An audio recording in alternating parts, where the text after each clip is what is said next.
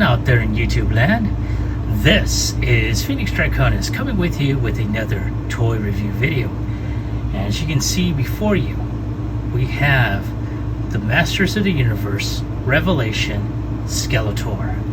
Now, I know I'm a little bit late to the party for this. I mean, the last Revelation figure I did was Evil Lyn. Now, earlier today, I had the opportunity to go ahead and I was over at my local Walmart where I wound up finding not only Skeletor, I also saw He-Man in addition to Wreck-Gar. However, I went ahead and bypassed He-Man in,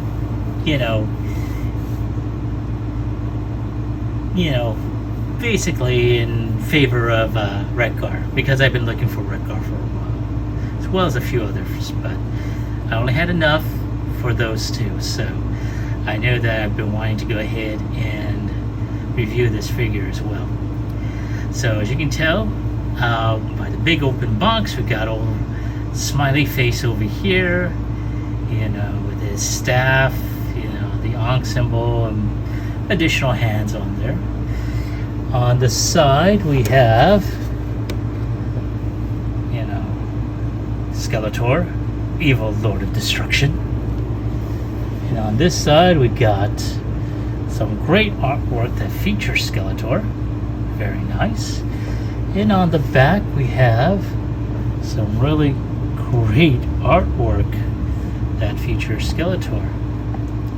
Let's just scroll this up just a bit so you'll have a full view. Alright, so basically, you got a quick little bio. It says, for ages, Skeletor ravaged the land and terrorized the people of Eternia in his quest to capture all of the power in the universe for himself. Now, the nefarious scourge of Eternia plots his final hostile takeover of Castle Grayskull. With dark magic, devious technology, and an army of loyal soldiers at his back, this sinister sorcerer believes this time nothing can stop him. Not even He-Man. And of course, you also see, what else is available, which is He-Man, Mossman, and Evil Lyn. Now, as I already mentioned, I already reviewed Evil Lyn. I'm going to go ahead and skip on Mossman, but if opportunity knocks again, I am going to go ahead and pick up He-Man for a review at a later time. So, I'm going to go ahead and turn this packaging around once again so you can take a look at the figure. And without any further ado, let's go ahead and get him open.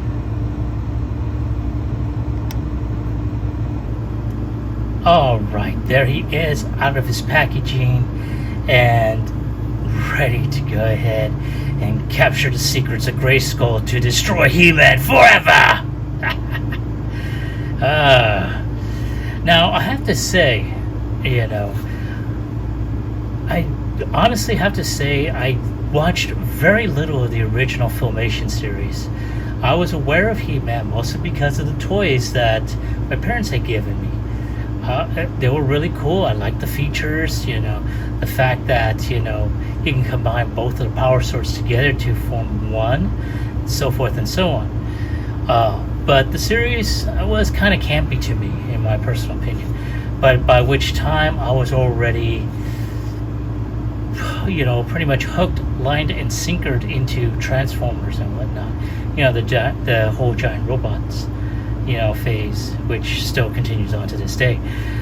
But, to see the series with cutting edge animation, and so forth, at one point was really good.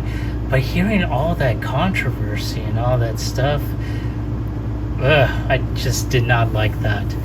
But you know what? I don't want to talk about the series. I just want to talk about the figure.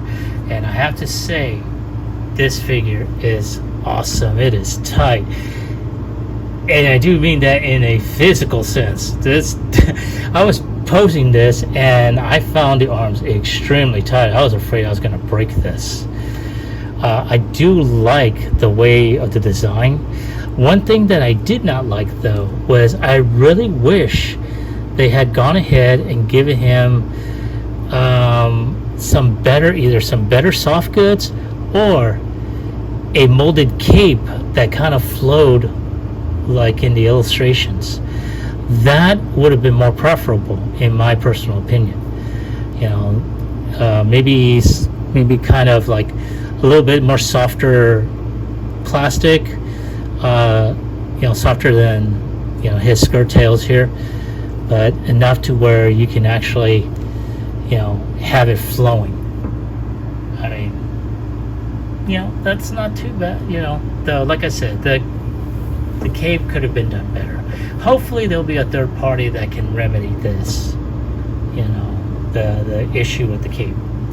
But nonetheless, let's take a closer look at some of the sculpting, and look at that face. It's a face only a mother would run in terror from. I mean, good gravy. That is awesome.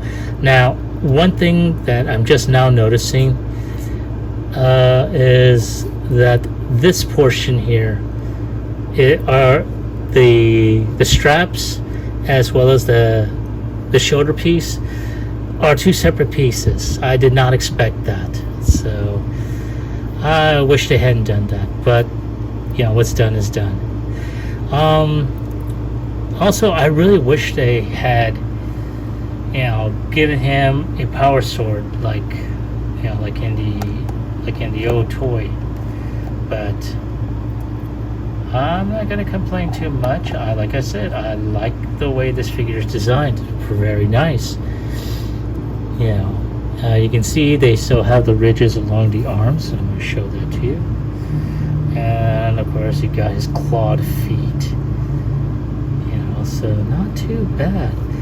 Now, like I said earlier, he does have some other features. In addition to his staff, he's got a secondary staff here, which is, honestly, I have no idea what this staff is. But he also has, this fist was originally on him. I switched out the hands in order to give him a more dramatic holding. Then you got this bitch slapping hand here, so it's like, nah. But let's take a look at this staff here. I mean, look at that. That is so awesome. Look at that, man. That is, wow.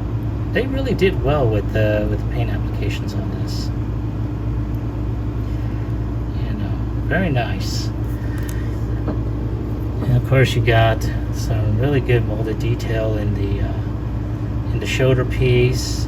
Like I said, I really wish that the crossbones was all part of that one body strap and not separated. I like the belt and the gladiator skirts, and of course you have the shin guards. And you got his hooded.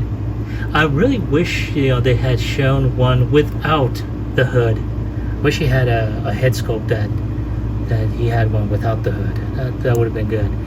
But let's go ahead and start with articulation. Now I want to say he can look up, he can look down, look left, right, do an exorcist. His arms are on a ball joint, kind of. Sheesh. There's gotta be, and they're on a type of rocker hinge.